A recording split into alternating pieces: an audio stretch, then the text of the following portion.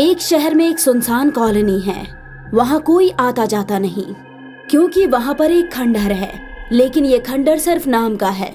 यहाँ बहुत साफ सफाई रहती है। खंडहर का दरवाजा सड़क पर मौजूद है और दरवाजे के बाहर पानी का एक मटका रखा हुआ है, जिस पर एक गिलास भी रखा है। वहीं ऊपर एक तख्ती लगी है, जिस पर लिखा है माँ की ममता। शहर में कोरोना के कारण सभी मजदूर शहर से अपने गांव पैदल जा रहे हैं। उन मजदूरों में से एक औरत रूपमती अपने 1 साल के बच्चे अरमान को साथ लिए जा रही है। रूपमती अपने बेटे को गोद में लिए कई 100 मील से पैदल चली आ रही है। अब तो मेरे पैरों ने जवाब दे दिया और अरमान को भी कुछ देर में दूध की जरूरत होगी। मेरे पास तो दूध भी नहीं है, मैं इसे क्या पिलाऊंगी। रूपमती इसी फिक्र में थक कर वहीं सो जाती है और उसके साथ के मजदूर आगे निकल जाते हैं। 1-2 घंटे बाद अरमान के रोने की आवाज रूपमती के कानों में पड़ती है। चुप हो जा बेटे। ओह, मेरे बाकी साथ के लोग कहाँ गए? अब मैं किस तरफ जाऊं, और वो भी अकेली। अरमान बहुत जोर जोर से रोने लगता है और रूपमती कभी अरमान को चुप कराती तो कभी साथ के लोगों से बिछड़ जाने की फिक्र करती है।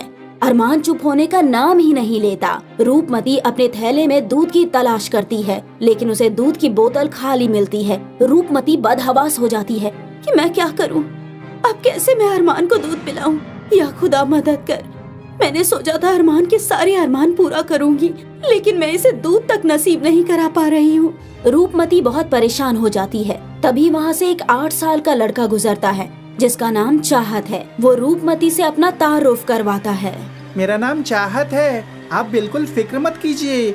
आप मेरे साथ चलिए, मैं आपके बच्चे के लिए दूध का इंतजाम करवा दूंगा। तुम तो खुद ही इतने छोटे हो, तुम कैसे करा पाओगे? आप मेरी उम्र न देखिए, आप अपने बच्चे का रोना देखिए।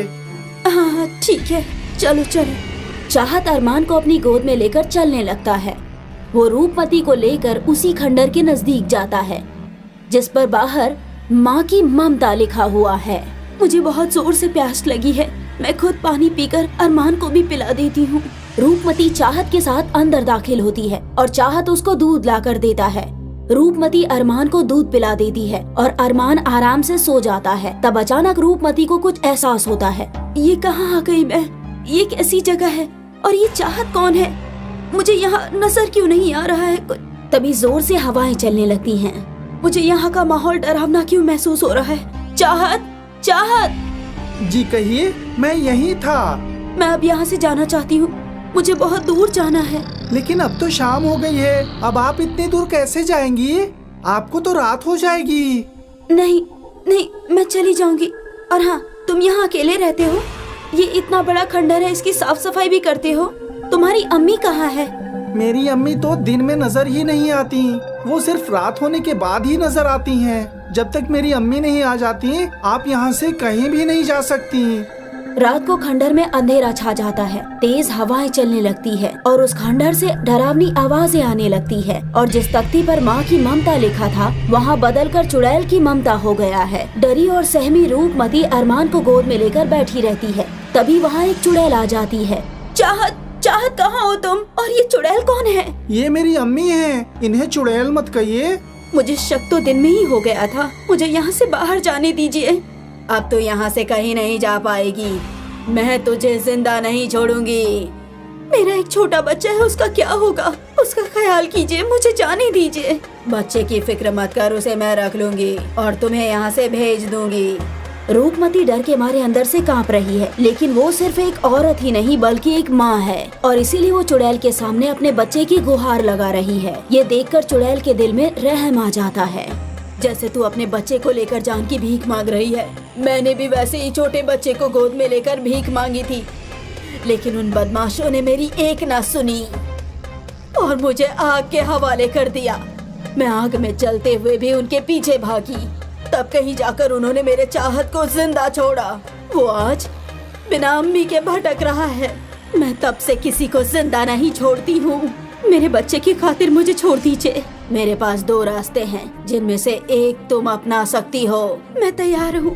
मैं तुम दोनों में से किसी एक की जान लूंगी। अब बता, तू खुद मरना चाहती है या अपने बच्चे को मरना चाहती है?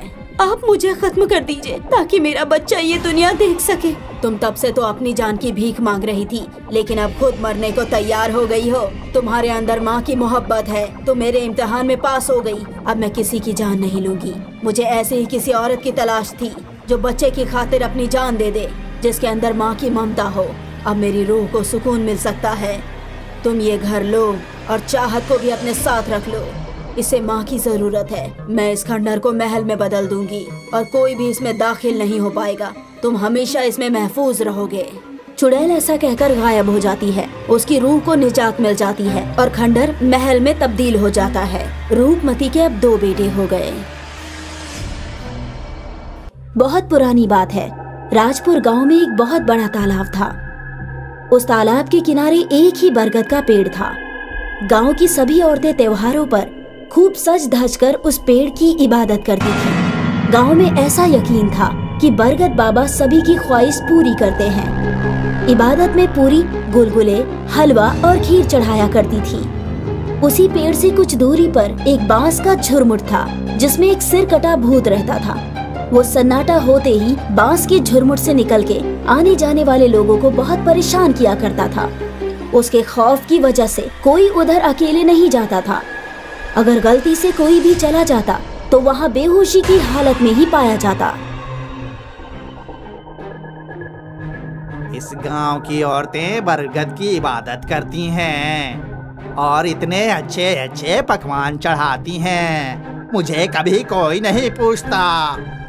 बरगद पर चढ़ाई जाने वाली सारी चीजें देखकर उसे बेहद गुस्सा आता था। उसकी भी इच्छा होती थी कि लोग उसकी भी पूजा करें, लेकिन उसकी हरकतों से सब लोग उस बांस के झुरमुट के पास फटकते भी नहीं थे।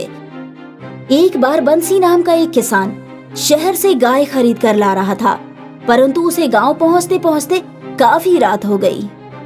अब क्या करूं? वो सिरकटा भूत तो मेरा रास्ता जरूर रोकेगा।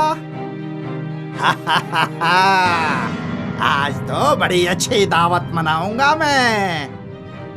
बंसी जैसे ही आगे बढ़ा, तभी उसने देखा कि गाय आगे बढ़ ही नहीं रही है। वो उसको कितना भी हाँकने की कोशिश करता, वो अपनी जगह से टस से मस नहीं हुई, बल्कि थोड़ी थोड़ी देर में उछलने लगती। हे भगवान, बड़ी मुश्किल से गाय खरीद के लाया था। अगर इसे छोड़कर जाता हूँ तो वो सिरकटा भूत इसे भी नहीं बख्शेगा। तब तक उसने देखा कि गाय घूमकर उस तालाब की तरफ जाने लगी। अरे बाप रे, लगता है वो मरदूत मेरी गाय को हाँक कर ले जा रहा है। बंसी दौड़ता हुआ अपनी गाय के पीछे पीछे भागने लगा, लेकिन तभी उसे ठोकर लगी और वो मुंह के बल गिर पड़ा। तभी उसे लगा कि किसी की मजबूत बाजुओं ने उसे सहारा देकर उठा लिया। सरकटे भूत, ये कैसी मुश्किल है। एक बार गिरा देते हो और फिर उठा भी लेते हो। बंसी, उठकर अपनी गाय की रस्सी पकड़ो और घर जाओ, और सिरकटे भूत से तुम्हारी गाय को छुड़ाकर मैंने उसे भगा दिया है। आप कौन हैं? आप जो भी हैं, मेरी तरफ से आपको बहुत बहुत शुक्रिया। अक्सर ऐसा ही होता। सिरकटा भूत जब भी किसी को परेशान करता, तब एक बूढ़े बाबा आकर उसे बचा लेते। मीना, आज बढ़िया सा खीर बना लो, चलकर बरगद बाबा को चढ़ा देंगे। मैं भी यही सोच रही थी। हो सकता है वो बुजुर्ग आदमी कहीं बरगद बाबा ही होंगे। ऐसे तो उन्हें आज तक कभी किसी ने नहीं देखा। खीर बनाकर दोनों बरगद के नीचे बैठ गए और एक दोने में खीर उन्हें चढ़ा दी। हे बरगद बाबा, आपको किसी ने नहीं देखा, लेकिन आपकी हैरत अंगेज ताकतों की वजह से हमारे गांव के लोग रह पा रहे हैं, वरना उस सिरकटे भूत ने तो सबका जीना हराम कर दिया है। तभी अचानक बांस के झुरमुट में थोड़ी हलचल सी हुई और ऐसा लगा कि बांस के झुरमुट में से कोई गुर्रा रहा है। चलो मीना, घर चले। गाय की वजह से उनकी अच्छी आमदनी हो रही थी और एक दिन कोई त्योहार था। गांव की सारी औरतें खूब पकवान बनाकर बरगद बाबा को चढ़ाने ले गई थी। बंसी की बेटी मुनिया, जिसकी शादी होने वाली थी, वो भी बरगद के नीचे अपनी मुस्तकबिल के शौहर की लंबी उम्र की ख्वाहिश लेकर आई थी। वाह, देखो सारी औरतें कैसे सज धज के पकवान चढ़ा रही हैं, और वो बंसी की छोकरी तो बड़ी छम छम पायल छमका रही है। आज इसको अपना शिकार बनाता हूँ। सभी औरतें वहाँ से वापस लौट आईं लेकिन मुनिया की पायल कहीं गिर गई। उसी को ढूंढने के लिए वो वहाँ रुक गई। अब आएगा मजा। वो उसके करीब गया। तुम्हारी पायल खो गई है क्या? हाँ, तुमको कैसे पता? मैं जानता हूँ वो कहाँ है। बता दो, मैं खुद ही ले लूंगी। वो पायल मेरे ससुराल से आई है। वो उधर जो बांस का झुरमुट है ना, उसी में पड़ी है। मुनिया को तो वो पायल किसी कीमत पर चाहिए थी, तो वो बिना कुछ सोचे समझे बांस के झुरमुट की ओर दौड़ पड़ी। ये शैतान सिरकटा भूत आज इसको खत्म कर देगा। मुझे इसको बचाना ही होगा। ये लड़की उधर कहाँ जा रही है? जा, अपने घर जा। तेरी पायल बरगद के नीचे ही पड़ी है। मुनिया को अचानक होश आया कि वो तो सिरकटे भूत के करीब जा रही थी। इस वक्त कोई है भी नहीं। उसने जाकर देखा कि बरगद के नीचे ही पायल पड़ी थी। पायल उठाकर वो सरपट भागी और घर जाते ही बेहोश हो गई। ये तुमने ठीक नहीं किया बरगद वाले रूह। आया हुआ शिकार तुमने भगा दिया। क्या कर लेगा तू मेरा? हिम्मत है तो सामने आ। तभी सिरकटा भूत नीचे आया। उसने बूढ़े के ऊपर हमला किया, लेकिन बूढ़े ने उसके पैरों पर ऐसी लंगड़ी मारी कि वो वहीं गिर गया। इसके बाद वो उसके सीने पर चढ़ गए। तू अपने करतूतों को सुधारने के बजाय एक से बढ़कर एक गुनाह किए जा रहा है। आज तेरा आखिरी वक्त है। बहुत दिनों से मैं तुझे बर्दाश्त कर रहा था। वो मासूम बच्ची अपनी शादी के लिए कितनी खुश थी और तू उसी को अपना शिकार बनाने चला था। तेरी वजह से इधर से कोई अकेला गुजरता तक नहीं है। तू अपने सेख अपने पास ही रख। मैं तेरी ऐसी की तैसी कर दूंगा। दोनों में जबरदस्त उठापटक हुई। बूढ़े बाबा तो किसी पहलवान की तरह उससे भिड़ गए थे। आखिर में सिरकटा भूत परास्त होकर जमीन पर ही गिर पड़ा। बरगद बाबा ने उसका सिर, जो कि सिर्फ उसके गर्दन से थोड़ा सा ही जुड़ा था, उसे बड़ी ताकत से उखाड़ दिया। खून का फव्वारा निकलने लगा। बरगद बाबा ने उसके सिर को पत्ते इकट्ठा करके जला दिया। उसका जिस्म तड़प तड़प कर ढीला पड़ गया। अरे हरिहर भाईजान, ये देखो, यहाँ किसी का धड़ पड़ा है। लगता है इसका सिर काटकर किसी ने जला दिया है। अब तुम सब निश्चिंत होकर जब चाहो तब यहाँ आ सकते हो। सिरकटे भूत का अब खात्मा हो गया है।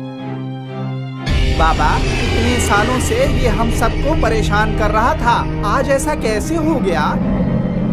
इसके गुनाहों का घड़ा भर गया था, इसलिए इसका जाना ही ठीक था। तुम सारे गांव वाले मिलके इसके जिस्म को बांस के झुरमुट में डालकर जला दो। गांव वालों ने वैसा ही किया। गांव सिरकटे भूत से आजाद हो गया। मुनिया को जब होश आया तब उसने माँ से कल उसके साथ हुए सारा वाकया बताया। पूरे गांव में शोर मच गया। उस दिन सब लोग बेहद खुश थे। तब से बरगद के नीचे हर महीने मेला लगता है। अब लोग बेखौफ होकर वहां से आते जाते हैं।